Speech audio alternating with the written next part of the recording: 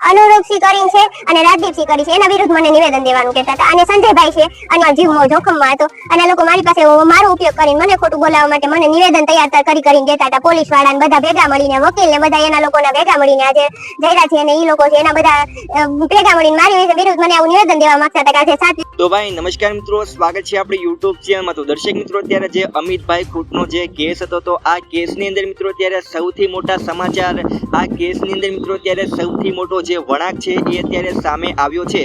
અને આ કેસમાં મિત્રો અત્યારે જે ગણેશ ગોંડલ અને અત્યારે જે જયરાસિંહ બાપુ છે, તો તેમનું નામ મિત્રો અત્યારે સામે આવી રહ્યું છે. અત્યારે મિત્રો આ કેસની અંદર અત્યારે સગીરાએ સૌથી મોટો ખુલાસો છે એ કર્યો છે.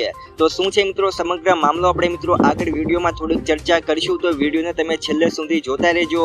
અને એની પહેલા આપણી યુટ્યુબ ચેનલમાં મિત્રો નવા હોય તો આપણી યુટ્યુબ ચેનલને સબસ્ક્રાઇબ પણ કરી નાખજો. હવે આ કેસની મિત્રો આપણે થોડીક વાત કરીએ તો આ કેસમાં મિત્રો જે સગીરા હતી તેને મિત્રો અમિતભાઈ ખૂંટ ઉપર પોતાની સાથે દુષ્કર્મના જે આક્ષેપ હતા તે અમિતભાઈ ખૂંટ ઉપર નાખ્યા હતા, જેના કારણે મિત્રો અમિતભાઈ ખૂંટે રીબડા ગામની અંદર આત્મહત્યા કરી હતી અને પોતાનો જે જીવ હતો તે ટૂંકાવ્યો હતો.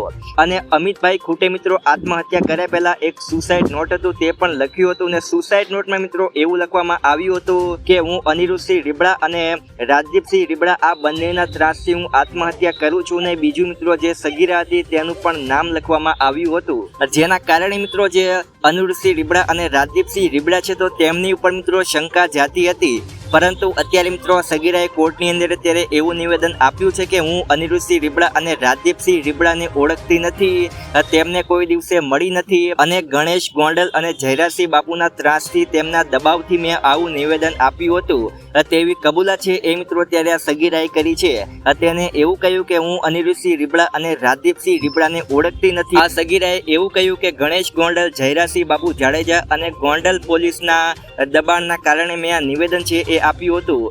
વધુમાં મિત્રો સગીરાએ એવું પણ કહ્યું હતું કે પોલીસ દ્વારા મને એવી રીતે હેરાન કરવામાં આવી હતી, મને એવી ધમકી આપવામાં આવી હતી કે જો તું આવું નિવેદન નહીં આપ તો તારા જીવને ખતરો છે, તારા પરિવારને ખતરો છે, ખાસ કરીને તારા પપ્પાના જીવને પણ ખતરો છે જો તું આવું નિવેદન નહીં આપ.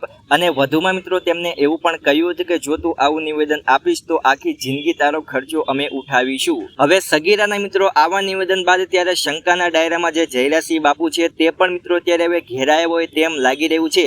અત્યાર સુધી મિત્રો આ કેસની અંદર જે અનિરુદ્ધસિંહ રીબડા અને રાજદીપસિંહ રીબડા હતા આ બંને મિત્રો શકની નિગાહમાં આવતા હતા. તો હવે મિત્રો આપણે આગળ જોઈએ છે કે આ કેસની અંદર આગળ શું નવા જૂની થાય છે. તો હવે મિત્રો તમારો આ વાત વિશે શું કહેવું છે તમે જરૂરથી મિત્રો નીચે કમેન્ટમાં લખીને જણાવી શકો છો.